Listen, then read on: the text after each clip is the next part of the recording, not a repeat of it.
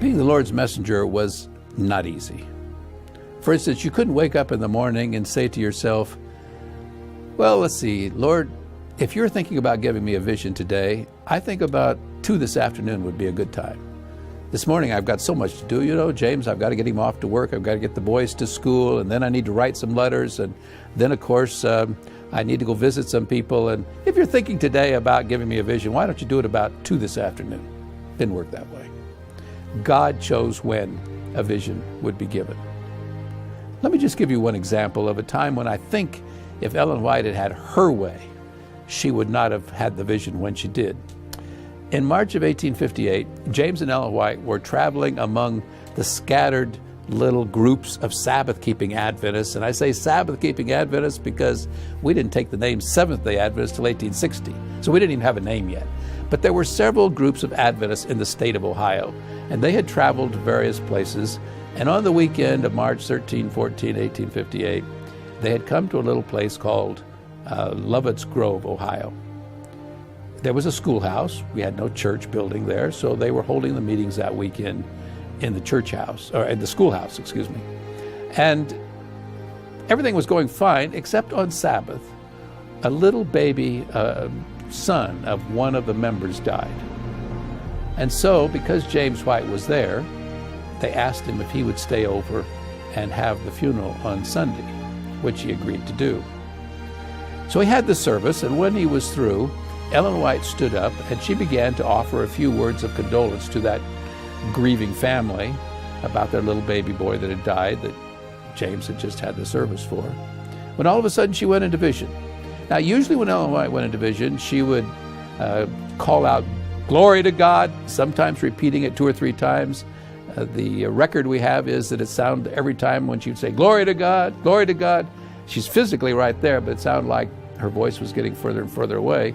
Did that happen this time? We don't know, because there's no record specifically, but that would have been typical. She was in vision for 2 hours. Now, funerals in America are usually very somber occasions. It's not something you would normally want to interrupt. And I'm sure if she'd had her choice, she would not have chosen that venue for this particular vision.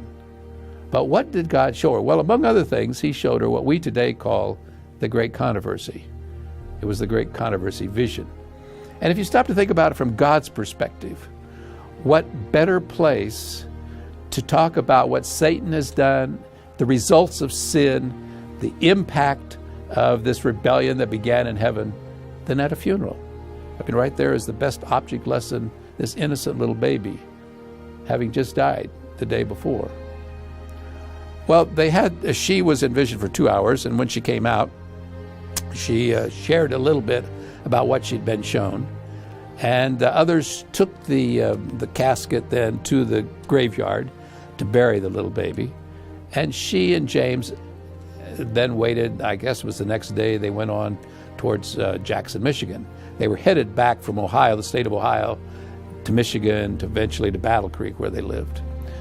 As they were traveling on the train up to Jackson, Michigan, Ellen was describing to her husband a bit more about what God had shown her in the vision. As Dr. Roger Kuhn says in his book, he said, "I think on that train was an unseen, non-paying passenger." And that non-paying, unseen passenger was listening intently to what Ellen was describing to James as to what God had said about what this non-paying, unseen passenger had done ever since he rebelled in heaven. And when he heard that God had told Ellen everything, he determined that cannot be published. I cannot allow that to be published. Well, the Whites got to Jackson, Michigan. They were met there by some early believers, in fact, the earliest Sabbath-keeping Adventists in the state of Michigan, the Palmers, Dan and Abigail Palmer. And Ellen White then went to their home. They were going to spend a day or two and then travel on to Battle Creek on the train. And while she was there, she had a stroke of paralysis. She was only 31 years of age. They didn't think that she was going to live. They prayed for Ellen White, sent the word around, brought in several other Sabbath keepers to pray for Ellen White. She finally got enough strength so that she could get on the train. James could help her and they could make it back to Battle Creek. But she herself later wrote that she didn't think she'd ever see her boys again. She thought she was going to die from this stroke of paralysis. When she got home, she was so weak they put her to bed. She tells us that eventually she got to where she could write one page, and then she was too exhausted and she could not write anymore.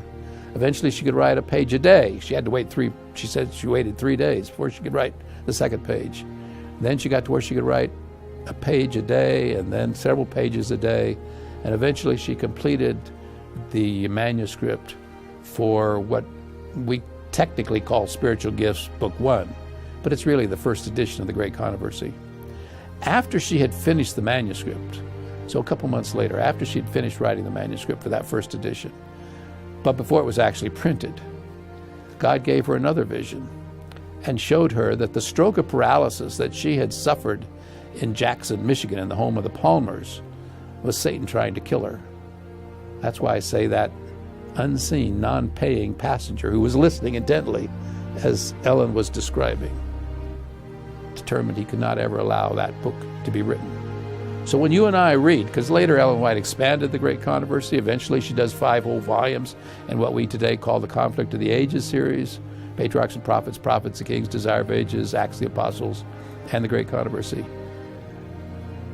But just remember that that series of books, especially the Great Controversy book, almost cost Ellen White her life. So just remember, Satan does not want us to read the Great Controversy.